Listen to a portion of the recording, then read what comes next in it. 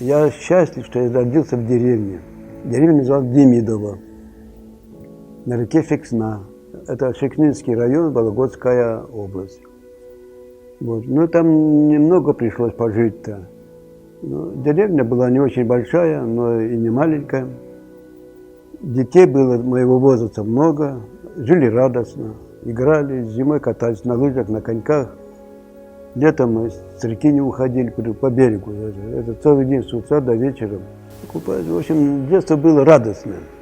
У меня брат-близнец, мы с ним близнецы. Вот, и сестренка младше на 2 года. Так, нас 3 было.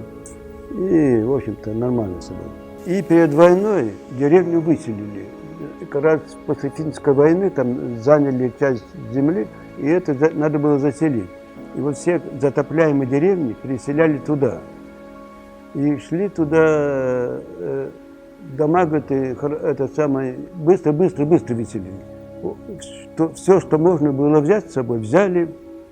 У кого хорошо, телега, лошадь была. В общем, кое-как все пешком, в общем, до Ленинграда, от Ленинграда туда. И мы, говорит, до места не дошли, началась война. Вот хорошо, что дома-то там в деревне остались, вот обратно пешком. Солдаты наши отступают, вперед нас идут. Мы, говорит, дети, немцы уже нас тоже обогнали. Нам солдаты немецкие конфетками угощали детей наших. Вот так обратно в деревню вернулись, все эти доски с окон сняли, и вот жили до 61 года. В 61 году уже вот затопили. А я закончил художественное училище в городе Иваново. Дальше учиться понял, что мне уже не надо, нечему. К сожалению, может быть, не знаю. Мне там давали направление вне конкурса, но я это самое думал, что все, мне уже нечему учиться. И вот нас распределяли преподавателями черчения и рисования. Ну и вот это место, здесь вот оформительское место, художники-оформители еще были, у нас там 4 отделения было. Они это не поехали на север, побоялись.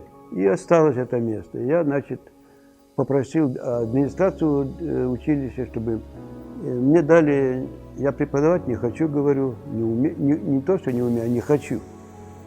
Вот. И дали мне вот сюда направление. Я приехал сюда по собственному выбору. Это 60, я приехал в 1972 году.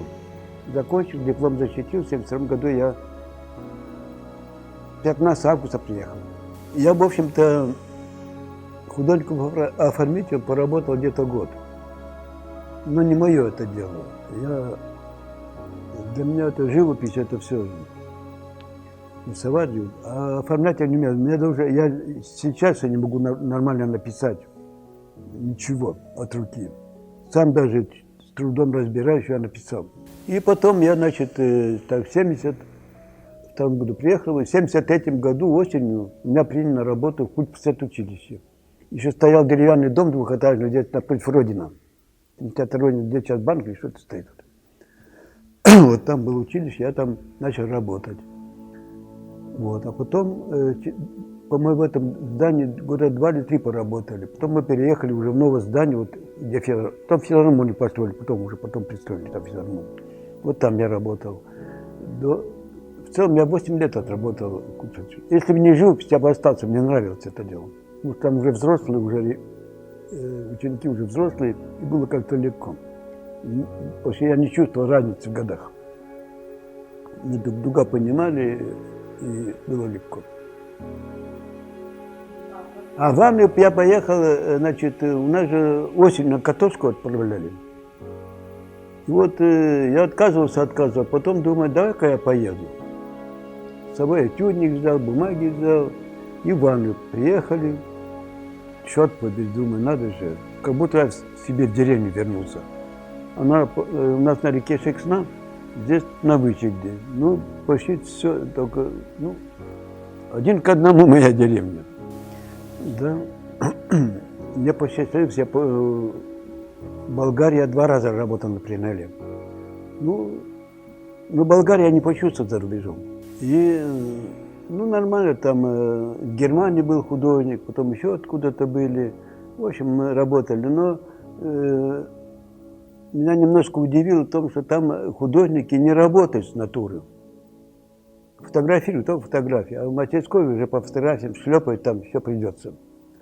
А я, натура для меня, живая натура для меня это все. Потому что я вижу много, чувствуешь много, и дышишь природой, матушкой.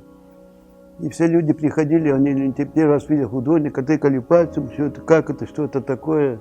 Я с трудом работал. А в Польше 2 раза работал. В Болгарии 2 раза. На 3-й раз я в Болгарии был приглашен в Габрово на выставку. Там сатира и юмора была выставка. Я уже был гостем приглашен просто там на выставку. В Польше 2 раза работал. Очень Гданьск, ой, чудный город. Он сохранился. Варшава вся была разрушена, сейчас восстановили, поэтому там какого-то интереса особо не было. Современно. А Гданьск это чудный город. Королевский тракт, храмы, вот это все, вот, чудо какое. А Великий Устюг пленер, там, российский пленер, там они, по-моему, каждый год проводили. Сейчас не проводят, не проводят. И вот я однажды выезжал, вот написал, вот там 2 чуда, видишь, вот, это 2 чуда наверху висят, там это храм жен мироносцев, там вот тот правый, озерку, а это вот не помню, какой храм здесь переписал. Я там много поработал, радостно поработал. Ну, Великий Устюг, святое место, кругом храмы, чудо, чудо. Вот. А в Вологде я поработал, вот когда в Вологде тогда проходил, сейчас скажу, в 2003 году российско-север проходил. И вот. И я туда, я уже не член, не председателем был. Ну, не буду рассказывать, что тут у нас было. В общем, я выехал самостоятельно на машине. И там были выставком, прошел как выставком. И я уже поехал на машине туда вот. Кирилло-Березецкий монастырь. Там на берегу ночевал, там и писал. Потом в Череповец к матушке заехали, потом обратно вернулись. Такой круг сделал большой. Вдохновляет, я не могу сказать, что меня вдохновляет. Я просто стараюсь не просто жить, а хоть немножко в радости находиться. И тогда уже другими глазами все смотришь, и каждый день вижу, например, тоже одну и ту же Цицелу, один и тот же парк, и каждый день по-разному вижу, вот и все. И это мне хочется, когда вот, вон, Ипский мотив, вот такие, я пишу очень много этюдов, не самоцель это этюды, а я отдыхаю на природе, связан, какая-то связь с природой идет, и учусь, потому что вот, этюды напишешь, похулиганить краской, потом легче картины писать. А то сегодня эти этюды никто, вот сейчас у нас никто натуре не пишет. Делают слайды, и потом кое-как слайды переводят, и кое-как раскрашивают, и получается слайд мертвый, а картина еще мертвее. Надо жизнь писать, как Брюлов говорил ученикам, не надо никакой от себя. Вот есть натура, изучайте ее, рисуйте, пишите, и она только поможет вам написать. А так от себя тяна. Вот фотография, какой бы она ни красивой, хорошей, красивой не была, она все равно мертвая. А еще хреново раскрасят, еще мертвее получается. Ну, выживется. Но я еще пока не могу сказать, что я себя нашел. Я еще ищу поиски, я еще не знаю, что я стою и кто я такой. Я не могу сам себе ответить, что я такое. Кто я такой и что я такое делаю.